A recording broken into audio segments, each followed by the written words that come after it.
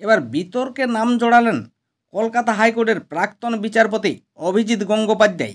সাধারণ লোকে ওনাকে আগে ভগবান বলে ডাকতেন, তিনি এবার কিনা সাংসদ হিসাবে লোকসভায় প্রথম বক্তৃতার দিনেই বিতর্ক জড়ালেন অভিজিৎ গঙ্গোপাধ্যায়। বুধবার অসমের কংগ্রেস সাংসদ গৌরব গগৈর সঙ্গে বিতণ্ডায় জড়িয়ে পড়েন তিনি। কলকাতা হাইকোর্টের প্রাক্তন বিচারপতি অভিজিৎ সে সময় গৌরবকে স্টুপিড বলাই প্রতিবাদে উঠে বিরোধী বেঞ্চ থেকে। পরে অবশ্য স্পিকারের নির্দেশেই লোকসভার কার্যবিবরণী থেকে অভিজিতের মন্তব্য বাদ দেওয়া হয়।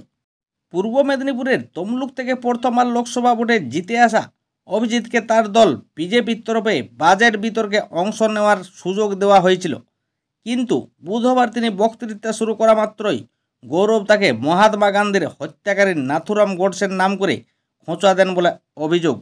তার জবাবে গৌরবকে উদ্দেশ্য করে অভিজিৎ গঙ্গোপাধ্যায় বলেন, নির্বোধের মতো কথা বলবেন না।